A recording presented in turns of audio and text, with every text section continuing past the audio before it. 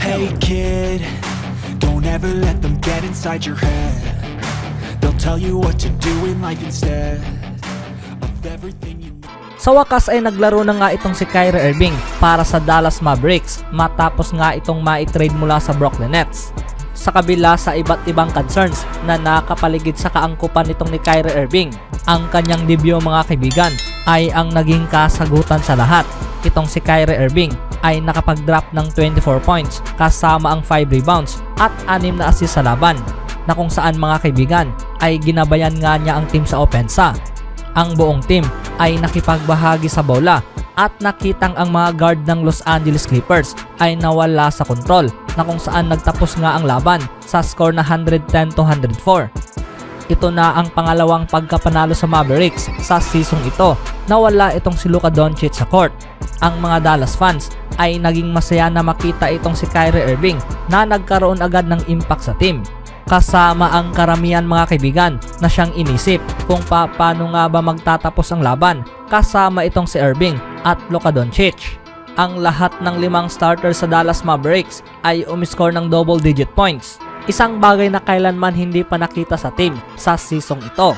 Ang concerns na lamang ngayon ay patungkol sa playing style nitong ni Luka, kung paano nga ba itong magiging epektibo kasama itong si Irving, dahil ang buong team mga kaibigan ay nagpapakita nga ngayon ng labis na enerhiya nitong huli nilang 2 laban mula nang mangyari ang Irving trade.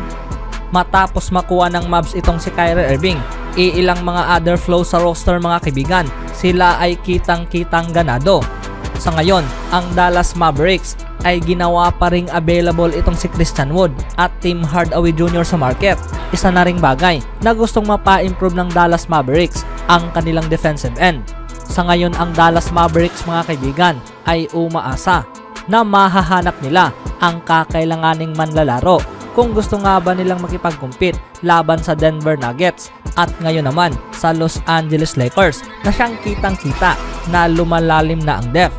Sa sumunod na balita naman, nagulat muli ang buong NBA world mga kaibigan sa panibagong trade na naganap, na kung saan ang Brooklyn Nets ay kompleto na nga nilang binago ang roster sa panahong pinadala nga nila itong si Kevin Durant patungo sa Phoenix Suns para sa labis at kahanga-hangang package of picks at mga players, dahil ang Nets mga kaibigan ay matatanggap itong si Mikal Bridges, Jay Crowder, Cameron Johnson at 4 na first round picks para sa deal na ito, na siyang nagbago sa balanse sa puwersa sa Western Conference. Ang Phoenix Suns ay nagkaroon ng mahirap na season matapos ngang nagkaroon ng injury itong si Devin Booker noong buwang December. Itong si Kevin Durant ay nakitang ang kanyang co-star na si Kyrie Irving ay nagtungo na nga ngayon sa Dallas Mavericks.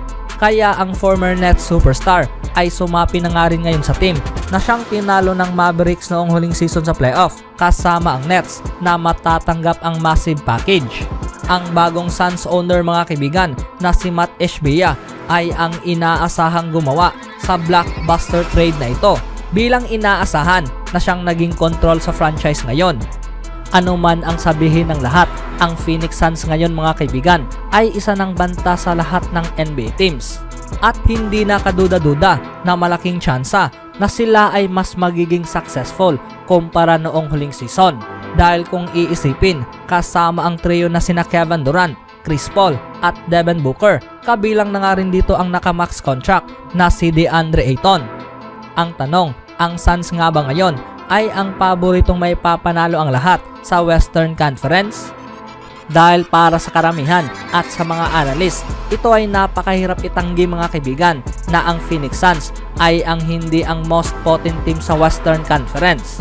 Matapos nga nilang pinanood na ang Dallas Mavericks at ang Los Angeles Lakers ay gumawa nga ngayon ng napakalaking move para mapa-improve ang roster, ang Suns naman ay nagresponde na siyang hindi maipagkakailang biggest trade move sa NBA simula pa man noong nangyari ang trade dito kay Anthony Davis patungo sa Los Angeles Lakers noong 2019. At ayon sa mga analyst, ang combo nitong ni Kevin Durant at Devin Booker ay ang isa nga raw sa most potent offensive duo sa NBA ngayon.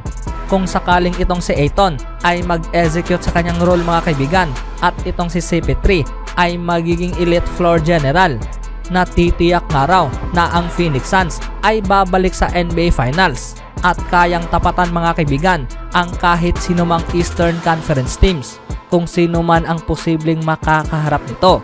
Kakapasok nga rin mga kaibigan ang isang related report patungkol dito kay Kevin Durant na kung saan dito'y binunyag na itong si Kevin Durant nga raw ang pakana ng lahat, na kung saan gusto niyang siguraduhin sa Brooklyn Nets na mapapadpad ito patungo sa Phoenix Suns at sinabing gusto nga raw niyang makasapi itong si Chris Paul at Devin Booker.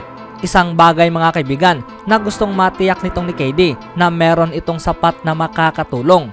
Anong masasabi niyo mga kaibigan sa puwersa ngayon ng Phoenix Suns? Speaking of Kevin Durant trade na ito, ang New Orleans Pelicans guard na si CJ McCollum ay sinabing ang Memphis Grizzlies star na si Ja Morant ang isa sa dapat sisihin na matrade itong si Kevin Durant patungo sa Phoenix Suns bago pa man ang trade deadline.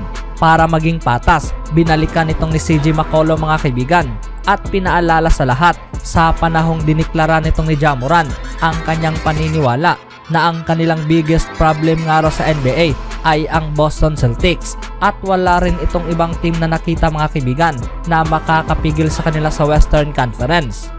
Well, ang mga bagay na ito ay nagbago na sa ngayon kasama itong si Durant na siyang sumapi na sa puwersa mga kaibigan dito kina Chris Paul at Devin Booker, maging ang elite center na si DeAndre Ayton bilang naging scary big four sa Arizona. Marami ng kupunan ngayon sa Western Conference ang nagloaded up at nagpapalakas habang sila ay nagpapatuloy. Kasama ang lahat ng trades na ito at ang pagbalik nitong ni Kevin Durant sa West. Itong si CJ McCollum mga kaibigan ay hindi makapagpigil sa sarili at inakong ang lahat ng ito ay nangyari dahil sa sinabi nitong ni Ja Morant na hindi nga raw ito nababahala sa parehong East at Western Conference. Syempre, itong si CJ McCollum mga kaibigan ay nagkaroon lamang ng katuwaan dito kay Ja Morant. Ngunit ang katunayang ito ay patasabihin ngayon na ang lahat ay magiging interesadong makita kung paano nga ba ngayon mag-react ang Grizzlies youngster mga kaibigan sa pag-increase sa kompetisyon sa Western Conference. Marahil ito man ay makakapagbigay ng another confident answer mula kay Morant. Ngunit muli, itong si Ja at ang buong Grizzlies ay kailangang pagdaanan ang lahat ng kupunang ito sa West. Ang Memphis sa ngayon ay kasalukuyang napapanghawakan ang second sa Western Conference, habang ang Suns naman ay naging panglima na mayroong 4 games behind mga kaibigan sa Memphis Grizzlies. Ano sa tingin nyo mga kaibigan? Magiging kumpiyansa pa rin kaya itong si Ja Morant sa Western Conference ngayon? They said, don't fall, don't forget all the things you've been taught, you've been told.